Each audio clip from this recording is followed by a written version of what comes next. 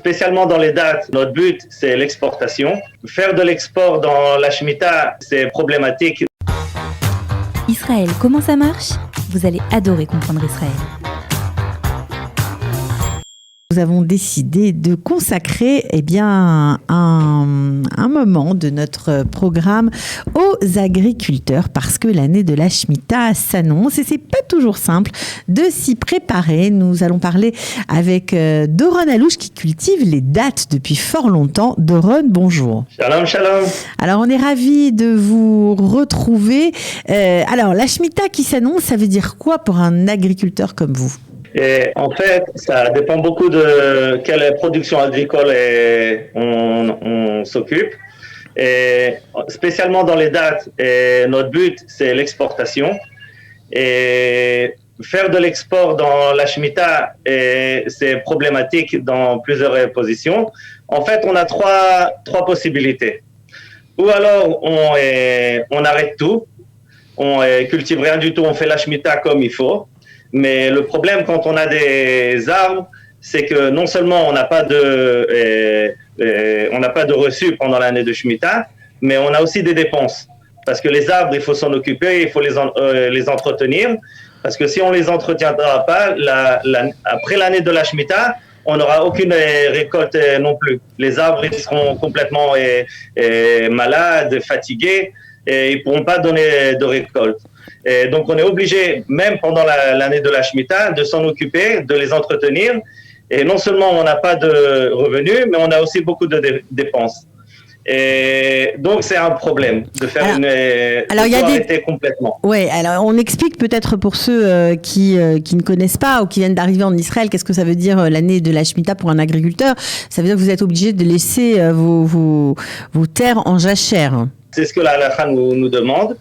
Et en fait, il y a quelques autres possibilités pour s'organiser. Et donc, ou alors on fait toute la sagère, ou alors il y a une autre possibilité, c'est comme quand pour le Hametz de Pessah, on vend le Hametz à un goy, et donc on n'a pas de Hametz à la maison, on peut vendre le terrain à un goy pendant l'année de Shemitah. Et le fait que le terrain, il appartient à un goy pendant cette année, donc on n'a pas besoin de faire les halachot de Shemitah parce que c'est pas notre terrain à nous, c'est un terrain d'un goy. Au niveau de la halacha, c'est possible, mais il n'y a pas tous les rabbins qui sont d'accord dans cette voie. Et il y a une troisième possibilité, ça s'appelle Otsar Beddin. Et dans cette voie, on peut cultiver les dattes, mais les dattes, on ne peut pas les envoyer à l'export parce qu'ils ont une sainteté spéciale de la 7e année, de l'année de Shemitah, et ces dattes, ils sont obligés de rester qu'en Israël.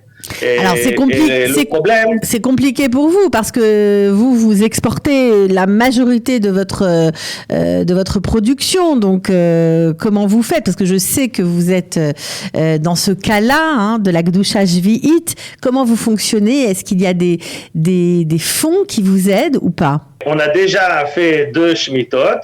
Et cette année, Bezrat Hashem, ça sera la 3e Shemitah. Les 2 premières fois, on a essayé de faire Otsar Beddin.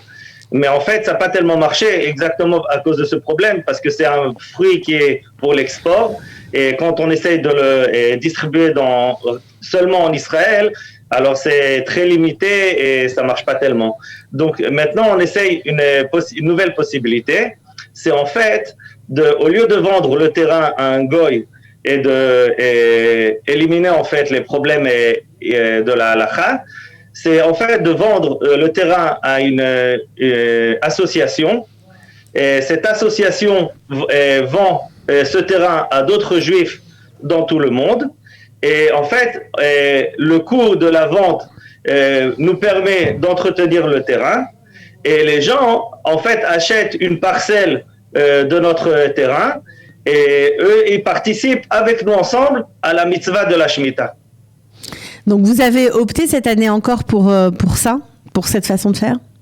Et on essaye de le mettre en point. Et on est dans la dernière ligne droite. Et j'espère que ça va s'arranger. J'ai pas encore réussi une réponse de l'association que tout a été réglé. Et en fait, on attend de voir ce qui va se passer. Alors, vous avez besoin de quoi? De plus d'agriculteurs dans votre domaine qui vous rejoignent, de fonds? Comment vous allez fonctionner? De quoi vous avez besoin? Et donc, on a besoin d'arriver à la somme qui nous permettra d'arrêter toute la récolte et en fait de trouver des associés qui veulent être avec nous associés à cette mitzvah de la Shemitah. Et avec leur aide financière, d'avoir un budget pour pouvoir entretenir les arbres, pour que l'année après la Shemitah, on pourra la commencer comme il faut. Donc vous avez bon espoir que ce projet se réalise. Est-ce que l'État vous aide? Il y a une petite aide de l'État, mais elle est plus symbolique qu'effective.